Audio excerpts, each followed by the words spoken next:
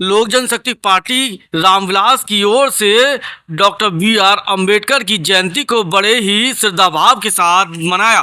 Party कार्यकर्ता एकत्रित हुए और बाबा साहब की प्रतिमा पर माल्यार्पण किया। इस दौरान सभी ने संकल्प लिया कि वह देश में भाईचारा सद्भावना बढ़ाने का प्रयास करेंगे। इतना ही नहीं, अपने बच्चों को शिक्षित बनाने पर भी सभी ने जोर दिया और बाबा साहब के आदर्शों पर चलने का संकल्प भी लिया। आपको बताते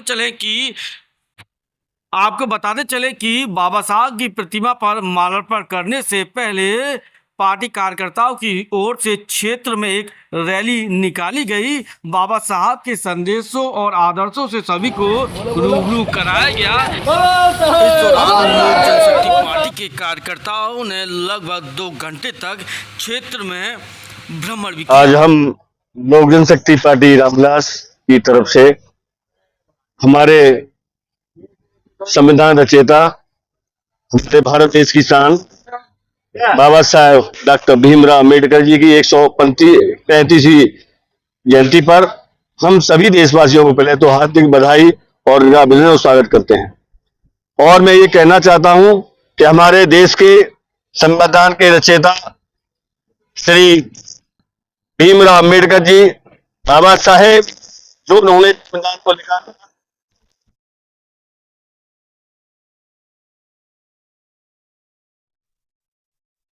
न हो, सबको बराबर का हिस्सा मिले, इसलिए हमारे बाबा साहब ने जो संविधान की रचना, नमन करता हूं और चाहता हूं कि हमारे देश में इसी तरह से महान भाव पैदा होते रहे, हमारे देश का कल्याण हो।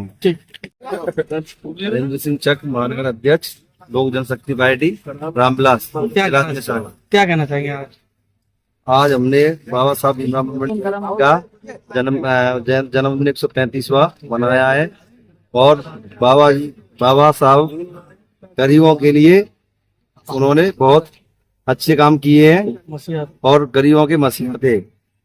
इस दौरान पार्टी कार्यकर्ताओं ने कहा कि बाबा साहब ने एक ऐसा संविधान लिखा जिसके माध्यम से सभी वर्ग के लोगों को समान जीने का अधिकार मिला। उनके संविधान के अनुसार ना कोई छोटा है, ना कोई बड़ा है, ना कोई ऊंचा है, ना कोई नीचा है। इतना ही नहीं, उन्होंने हमेशा लोगों से अपील की कि वो अपने बच्चों को शिक्षित जरूर बनाए। शिक्षा एक ऐसा अधिकार है जो सभी को समान अधिकार देता है। नाम बता दीजिए अपना। गौरी अध्यक्ष। गौरी, क्या कहना चाहिए आज बाबा साहब की जयंती है, बाबा साहब ने क्या संदेश दिया था? बाबा साहब ने बहुत अच्छा संदेश दिया है सभी के लिए, देशवासियों के लिए, कि सबको एक समान रखा हुआ है ना। और उनने किसी को भी ये नहीं कि नीचा कोई ऊंचा, हम सभी एक समान है और हम किसी को नहीं मानते हैं। उनने महिलाओं के लिए भी बहुत कुछ किया है कि आज महिलाएं बाहर है और बहुत अच्छे से बाहर रह पा रही। पढ़ाई के लिए तो उन्होंने इतना कुछ किया है कि महिलाओं को जब शिक्षित हो रहे हैं ना हम लोग, तो महिला बाहर निकल पा रही है, जॉब कर पा रही है, अपने पैरों पे खुद खड़ी है। पहले बहुओं को घर में ही रखा जाता था, जैसे कि पहले की बहुओं को पर्दे में रखा जाता था। आजकल की बहुएं क्या है, बाहर मैं ही खुद बाहर पैरों पे खड़ी हूँ और बाहर घूमती भी हूँ, बाहर रह भी रही हूँ, तो मेरे को कोई रोक टोक नहीं है, क्योंकि सब उन्हीं की मेहरबानी है बाबा साहब की, क्योंकि उनने महिलाओं के लिए इतना कुछ कर दिया कि महिला अपने पैरों पे। मेरा नाम मदन जाटव है। जय भीम साहब।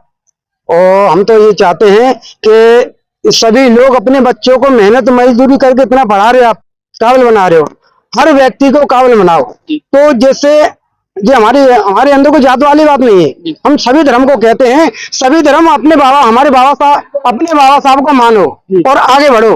अपने बच्चों को पढ़ाओगे लिखाओगे तो जब ही शिक्षित बनोगे। तो महापुरुषों ने कहा है, जो पढ़ेगा वो शिक्षित बनेगा, जो व्यक्ति पढ़ेगा वो धाड़ेगा।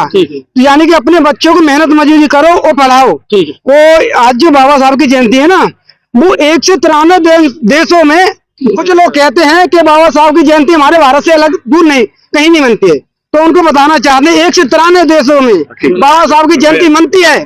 वो ऐसा कोई महापुरुष नहीं है जो बाबा साहब जैसा कोई महापुरुष हो, संविधान लिखने वाला हो भारत में नहीं। मैं गुड्डू यादव बोल रहा हूँ, विधानसभा अध्यक्ष। क्या कहना चाहिए आज बाबा साहब? मैं कहना चाहता हूँ, जो बाबा साहब जो संविधान लिखे थे और उन जैसा आदमी विश्व में नहीं होगा। किस तरह के अधिकार मिले आपको? आज हर आदमी को खुली आजादी दी है जी, सब बराबर। और ना ऊंच छोड़ी ना नीच छोड़ी, उन्होंने सबको बराबर किया है।